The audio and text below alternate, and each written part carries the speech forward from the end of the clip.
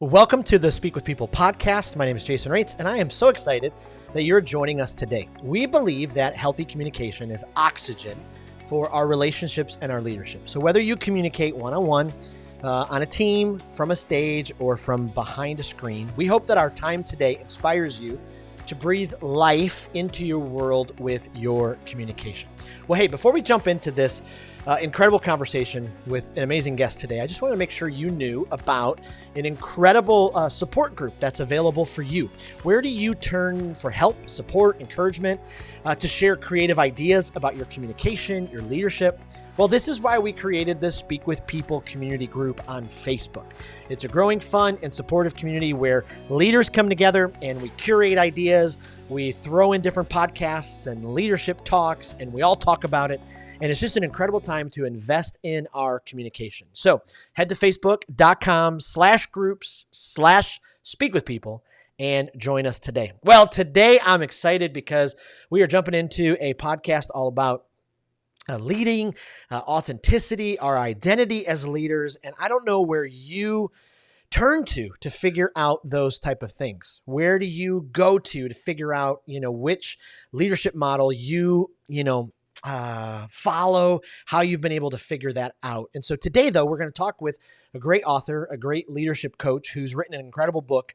And we're going to try to discover how important authenticity and identity is to our leadership and why we should do everything we can to be an authentic leader, because the healthier we are as leaders, the healthier our communication is. So I'm joined by Damian Gerke. He's an expert in leadership and personal development. I'm so excited for him to share his wisdom and to be able to ask some of these interview questions. He's a leadership coach and author. I'm going to stop there because I want to be able to give him some of the time to explain who he is. But Damian, thank you so much for being on the Speak with People podcast. Oh, Jason, it's a privilege to be here. Thanks for having me.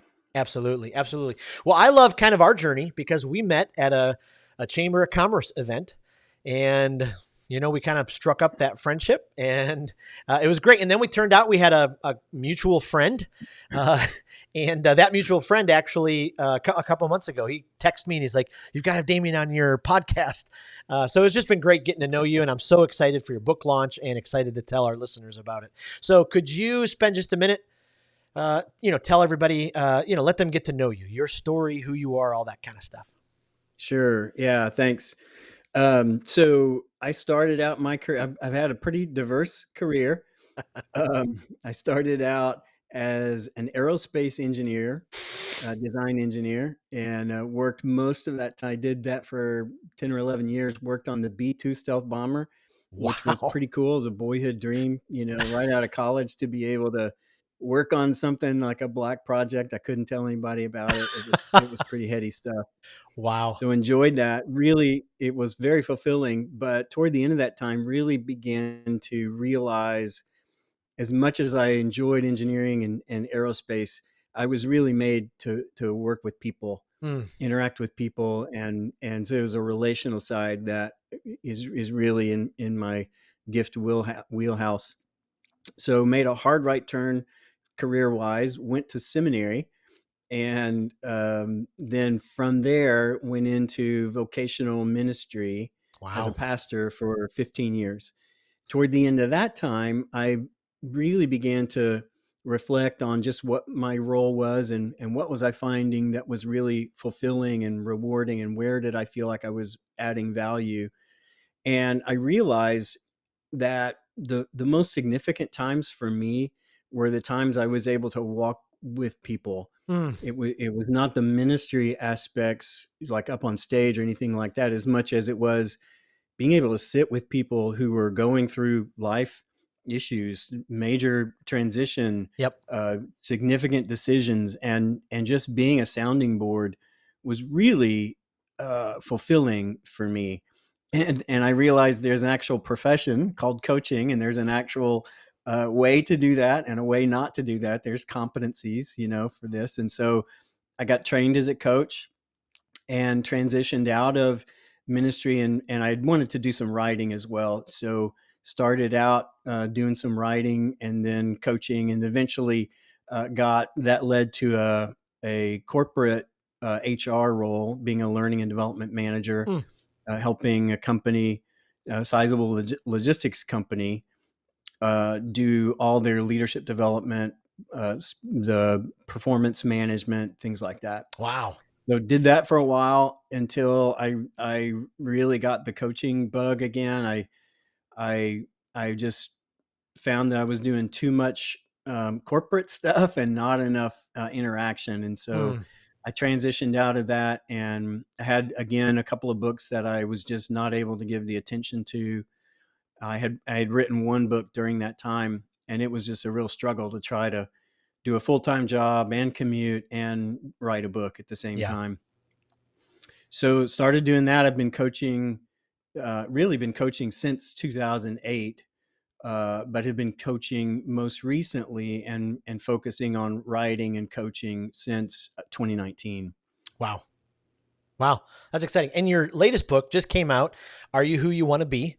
And so kind of give us like the snapshot on that. What is that all about?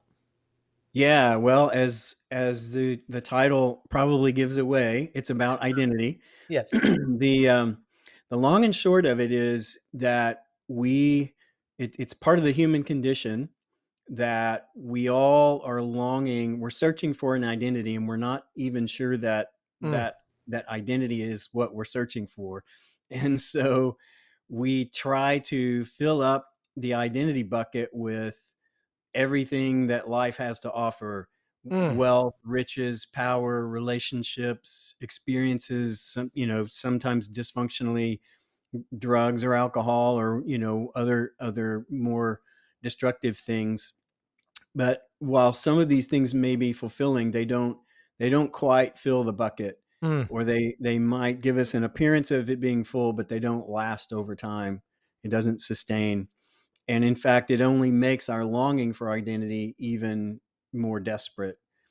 And so for me, it's really a narrative nonfiction on my own journey, Mm. having gone through those career changes and just realizing a lot of what I was searching for was identity, and I didn't realize it. So I use a lot of stories, both from my life as well as other people's lives, Wow. to demonstrate how we go about, one, dysfunctionally, how we go about searching for that identity ineffectively, Mm. and the damage and really pain that it can cause. And then the what I believe is the solution to that, and the right way to search for identity. Wow. Wow. Well, normally I hold up a copy for our audience to see, and it was great to be able to go to Amazon and see that it was out of stock. So hopefully that's a good thing, and more will be coming in. And once I do, we'll get those, and we'll be doing our giveaways in Mhm. the Facebook community group. But as we kind of jump into this kind of topic of leadership and Yeah, leading with authenticity, the word authenticity is thrown around a lot, and yeah, it is. so what do you think? How do you personally define it? How does it relate to the idea of becoming who you want to be as a leader? How do I define authenticity? Yeah. So the premise that I make in the book, or one of the premises I make in the book, is that every single one of us is unique. Mm, So in your case, you're the only Jason Raitz that will ever exist in human history, mm, and you live in a space and time in which you have the opportunity to influence your world, to connect with your environment, to connect with other people, and influence your world in a positive way. mm, And so if we can, one, just embrace that, it allows you to be us, to be mm. authentically us. And most of the time, when I this is no joke, when I say, okay, Bob, you're the only Bob that will ever exist in human history, probably 60-70% of the time, the response I get: wow, that's good. Imagine there'd be more of us, more of me around. So Right. we're really self-critical, we're deprecating. I think it's just a part of our nature, to not be satisfied with ourselves, and really not even know how to be self-accepting Mm, and to understand who we are. And so if we can't understand who we are, how can we possibly be comfortable being us? Oh, right. So if we're not comfortable, there's no way we can be authentic. So we end up walking into a situation, we're always guarded, we're always fearful, or we're always on the take. I'm always trying to feel like, feel the room. Okay, who's the person I can get the most out of, or Mm, what's the situation? How can I promote myself or promote my interest, or whatever. And so when we're that way, we intuitively understand that. We read somebody that, ooh, that's not somebody I can trust, mm, or something's not right. I may not know, what it is. So, but I know it's there. And so that creates a barrier between us. And so we can't be vulnerable. We can't be transparent. We can't be frank. mm. We're always trying to do some kind of sort of social or political approach to things and situations and people, and it's awkward. Yeah. So that's where authenticity breaks down. Oof. So I would define authenticity, long answer to your question, as being able to be uniquely you and to be comfortable in your own skin and really not be driven by what the world or your environment or other people say about you. It's Wow. not to That's say that those things are not important, but right. they're not a driver for you to be you. Right. Wow. Wow. Wow. That is so good. Going back a few things that you said, a few things, radars are going off. I think one of my shadow missions in life has always been, I've leaned on that self, deprecating humor. And, as you think about that in the terms of how you just defined that, I'm the only Jason Raitz, like, it's almost like one of those, I want to go, wow, man, how dare you make fun of the only one of you, cause sometimes it's been rocky right there. I mean, that just put it in a whole brand new perspective for me. That is powerful. Yeah. I love Yeah, that. and the just to inject this too, the flip side, this is not a binary thing. Mm, So the flip side to that doesn't mean, okay, I'm I'm everything, right? The right. world revolves around me. Like I'm great. I got no issues. Everybody else is, if you don't like me, that's your problem, right? Right. That's not what that says. The I'm a lot of this book, and I need to say this at some point during our conversation today. A lot of this book is spiritual in nature. I have a Mm, ministry background, and so like that's just frankly the lens that I see the world through. And I'm not trying to project that on everybody and say that everybody needs to look at this, look at themselves and look at the world this way. But I I think it's helpful to, and I think not to be put us in a religious box or anything like that, but I think we're just spiritual beings, so mm, it's natural for us to at least consider a spiritual side of this. So for me, the one of the verses that is from the Bible that has been most meaningful to me comes out of Romans chapter 12, and it talks about humility and mm, not considering yourself. It says it encourages us to consider yourself with sober judgment, mm. in humility. So don't think of yourselves more highly than you should. But that also doesn't mean like, okay, make yourself out to be a worm. it's, Right. it is, one of the things Jesus said is, hey, love your neighbor as yourself. It was his greatest Hmm. commandment, greatest, task is love your neighbor as yourself. Well, love God with all your heart, mind, soul, and strength. And the second one is like it, love your neighbor as yourself. Well, you have to love yourself if you're going to love your neighbor, Mm, right? You can't do one without the other. right. So self-care, self-management, appreciating who you are, doesn't mean that you're perfect.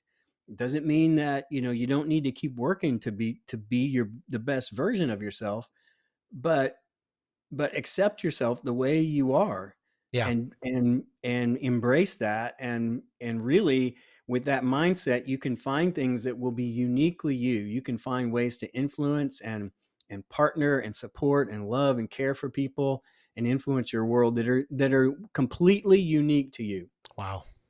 Wow. Wow. That's just incredible. So as we kind of start this, process of self-discovery, trying to better understand, who we want to be, the impact that we want to make, where do we start when we're kind of getting to this process to be able to do what you just talked about? Yeah, I think the first is just awareness of what's going on. I present in the book what I see as our typical approach, and I call it outside in. That when we try to figure out who we are, we usually look to our world or our environment or other people to define us. Mm, So if we have friends that tell us, we're really valuable or meaningful or successful or whatever, that we sort of take that to heart. And, oh yeah, we're a success. If we have somebody that constantly bullies us, or maybe an unfortunate, dysfunctional parent situation where my dad always says, or my mom always says, you'll never amount to anything, or you always, or you never. We sort of define ourselves that way. If I hit a hole in one, man, I'm a success. yep. If my business crashes, oh, I'm a failure. Right. Right. And so it really creates this codependent Mm, relationship with our environment, and it's a recipe for disaster. So we can't be stable. And if you think of what Gen Zs and particularly millennials and Generation Alpha that's coming up soon, um, man, they're really struggling with this concept of identity, and they're right. genuinely asking, who am I? Who am I supposed to be? And the responses that they're getting, or the resources they're getting, in my view, are just not helpful, because they tell you can be all these different things and be Right. all of them at the same time, or neither, or whatever. Right. It's not really helpful. It doesn't help them understand who they uniquely are, Right. and then to build on that. So the alternative then is inside out. So really being clear on who you are and who you aspire to become, and what does that path to become who you want to be look like, and how can I operate from that foundation and influence my world rather than having my world influence me. Mm. Wow. Wow. That's so good. I mean, because so often leaders, we face the challenges when it comes to like balancing our own personal aspirations, our family, raising a family, all of that. And then we have the Yeah. demands of our roles, which, we want to be able to do a great job or hit this or get this promotion. And so striking that balance is so hard at times. So if we're able to, Yeah. know who we are from the inside or out, I mean, that really does give us a leg up in that process. Any tips, any words of encouragement you give leaders who are trying to strike that balance right now, and trying to figure that out? Yeah. A couple of things that have been meaningful to me is, one, just the concept of work-life balance, like, throw that out the window, throw it as far downwind as you can, Yes. because it just doesn't make any sense. You're segmenting your life into two different roles, work and home. Mm, And so it invites this, I can be two different people in two places. So instead of work life balance, just look at balance. mm, Just becoming aware of who I am, being comfortable with that. Um, and if I'm a manager, for instance, and I've got direct reports underneath me, and I've got lots of responsibilities, and I'm accountable for their performance, right? If instead of trying to control them and expecting them to do the work that will allow you to be a success, right? mhm, Which is often the way the management role plays out. You can be yourself and understand that instead of controlling people, you can actually serve them, mm, and you don't need to be their superior. You can actually be underneath them, from a, maybe not from an org chart perspective, but from a influence perspective. yes. And it allows you to be safe, to be vulnerable, to be transparent, to say, hey, here's what I do really well in Yep. our department. I don't do these other things well, and I want to partner with you, and I can still influence you, even though I'm considering myself, the servant leadership approach. Like, I'm trying to help you be successful, right? So Yep. I am now serving you. I can still influence you from underneath, so to speak, in that role, because I can now build a relationship with you and earn your trust and help steer you and guide you and resource you and partner with you so that I don't have to do it all. Yes. Yeah. Wow. Wow, that's so good. It got me thinking to kind of changing the corner just a little bit, but Yeah. you know, empathy is so incredibly important in our leadership, in our relationship with other people. It's just a crucial element. And one Yeah. of the things we like to say at Speak with People is when you speak at people, typically, you're kind of low on empathy, but what you just talked about, I mean, if we're going to serve up, we're going to serve down, we're going to help, that way we've got to really, have great empathy for people. How would you define empathy, or how do you think of empathy? Because I think sometimes people think of it as a weakness, but, I'd love to know your take on that. Yeah. Isn't that true? Like, where did that concept come from? Like, who invented that idea that being empathetic is weak? Right.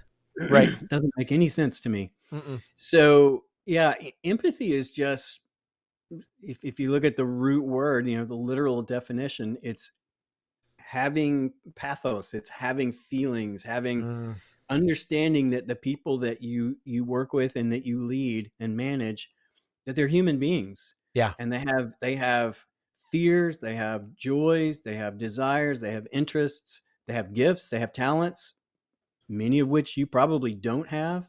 Right. They have passions, they have aspirations, Yeah. right? Right. And they have good days and they have bad days, just like you. Yep. And so by better understanding yourself and being confident in your and more self-aware of your own feelings and just the reality of being a human, Yeah. I have found personally that helps me understand other people, and I Mm, don't have this expectation that they should be able to operate at 100% capacity 24/7. yeah. Like, I give them space and grace to have a bad day, Right. and I can still challenge them, right? I can still hold them accountable to goals and things that they've committed to. I can still manage their performance. But at the same time, I can also encourage them. I can also believe in them. I can Right. also provide hope and resources, and that's really what the best managers do. They set their people up for success Yep. Yep. and As you resource their success. Sorry. as you're great. As you were talking, I was just thinking about, how it's so important to collaborate and, be able to help others. If we are going to get to that place where we want to be, and, we're striving for authenticity and vulnerability, boy, to be able to collaborate and to, really come alongside, Dale Carnegie wrote about it, 100 years ago, right? And how to win friends and influence people. But the more you help other people succeed, it's crazy how it really does, you know, Come back to you. come back to you. um, Yeah.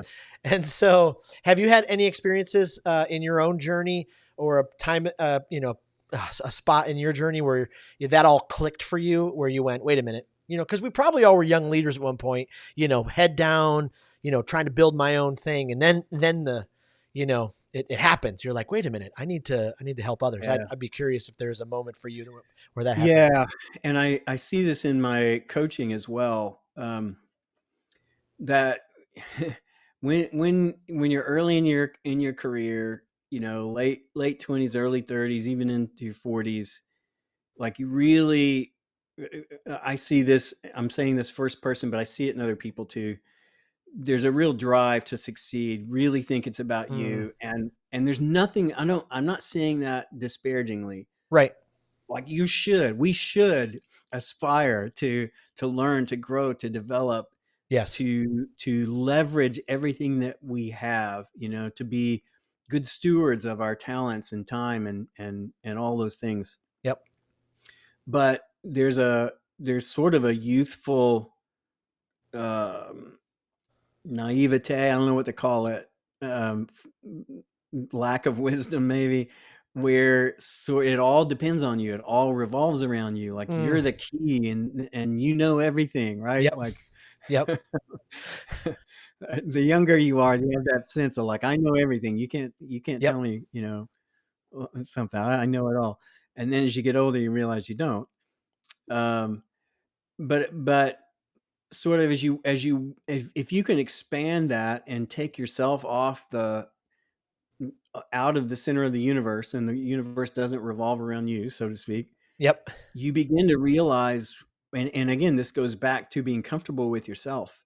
Like Mm. you don't have to be everything, because that's not the way we're designed to be. Right. In the same, there's a healthy tension with this, are you who you want to be, and you're the only you that will ever exist, right? That has to be held in tension with everyone else is also Mm. unique Yeah. and is the only version of themselves that the world will ever see. Yep. And we're communal beings. We're designed to collaborate. That's the original design. It's the original intent. Mm. And we only find our true selves when we collaborate with other people. Wow. Wow. Sorry. Sorry. My head is down because I'm furiously writing some notes. I mean, that is, I mean, that's, I mean, it's just gold to be able to figure Mhm. that out and to be able to, find that out. It kind of speaks into, I can't remember who it is, but one of the podcasts I listen to, they're always saying, people follow leaders who are real, leaders Mhm. who are vulnerable. And, Yep. when you get to that place where you're vulnerable enough to go, it's not just about me, I've got to lead with others. When it comes to vulnerability, any thoughts that you have on embracing vulnerability? Sometimes Yeah. people are like, if I'm embracing vulnerability, then they won't see me with authority. What's that balance? Give us some thoughts on that. Yeah, I think that um, the resistance to vulnerability is really fear driven, Mm. because we're afraid, because we're not comfortable with ourselves. We don't know who we're supposed to be. We don't know which skin to crawl into, right? Yeah. And how to be comfortable in that skin. We're really afraid of what people will think of us. Mm. We're afraid of getting ourselves in a situation where someone might judge us or think less of us. And so it comes down to really you're putting yourself in a position to allow fear to dominate your Mm. thinking Mm. and to dominate your actions.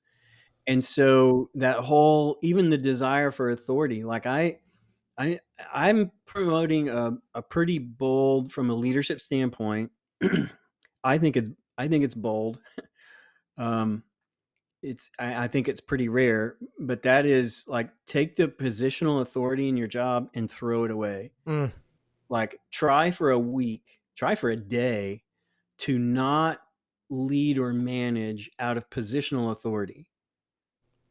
In other words, because if I'm your manager, I'm not going to use my position over you to leverage your performance, or your what you do in your job and how you do it.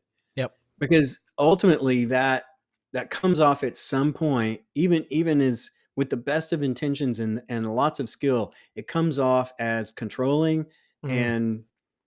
and I'm losing the word that I wanted to grab. And limiting, like I'm limiting you to what Oh I yeah. can conceive of you, right? Yep.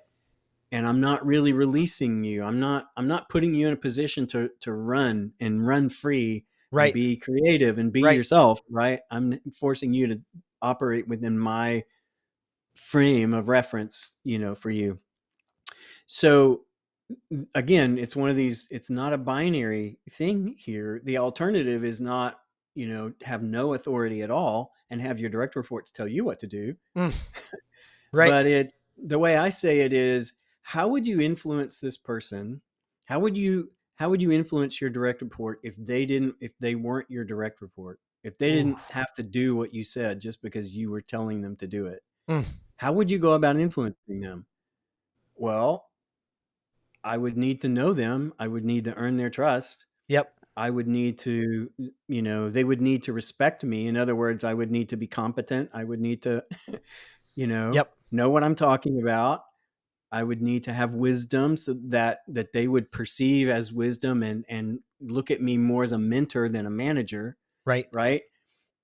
And that's really what leadership is. Leadership is influence. It's not control or power. Yeah. It's influence.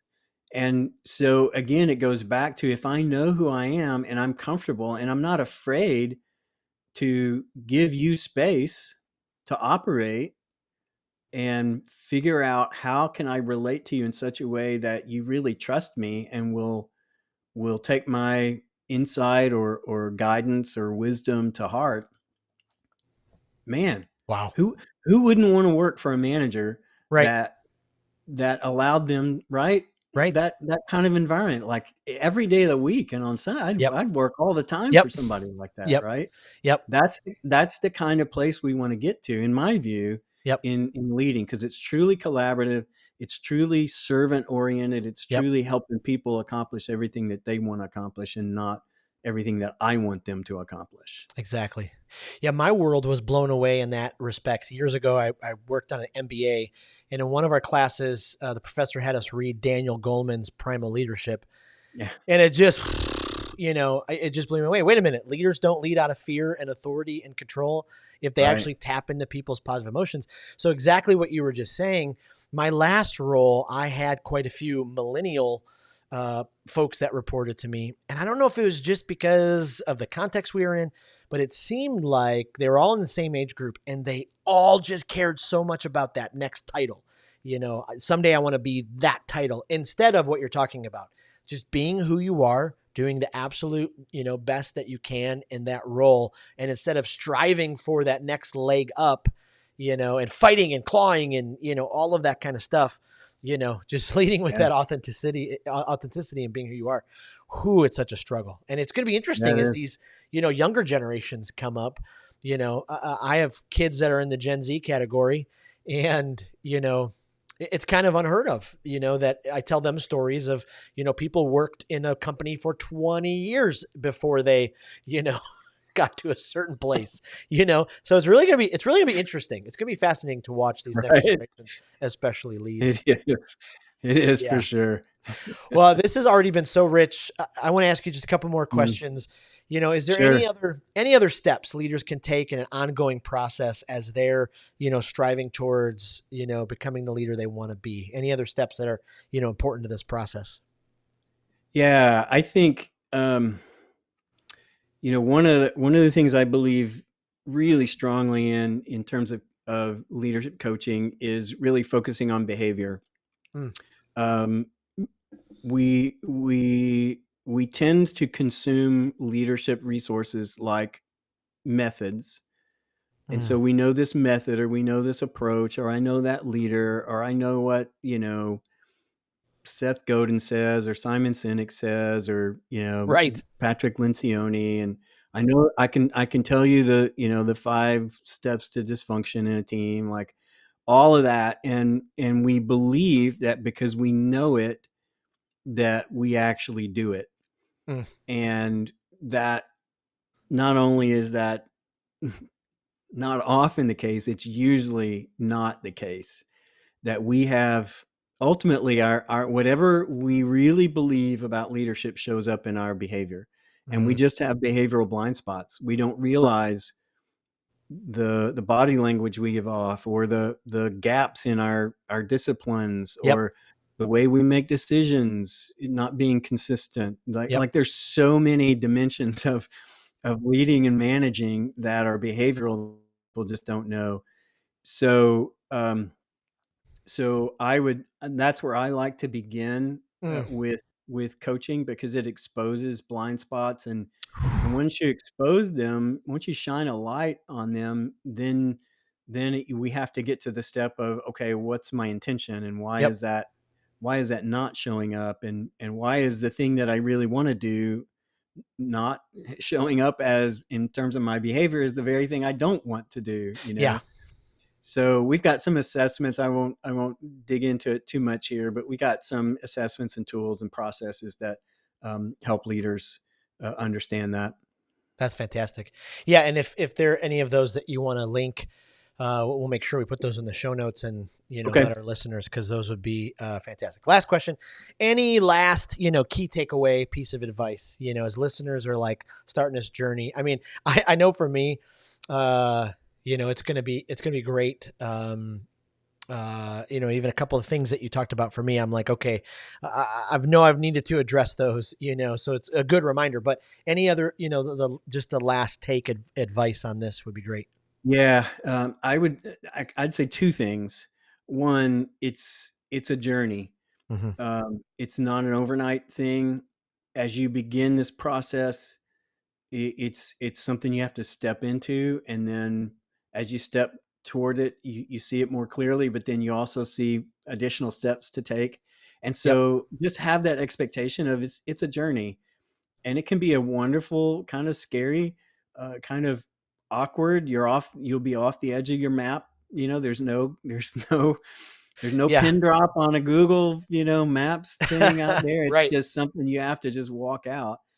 And then the other thing is involve other people. Like, we can help each other understand who we are. And I Mm, don't mean that in the sense of, okay, I need you to tell me who I am, but if I'm in a group of trusted relationships where there's genuine love and support and accountability, they can be a sounding board to saying, hey, here's who I think I'm really wanting to be. and, mm, and it's becoming clearer and clearer.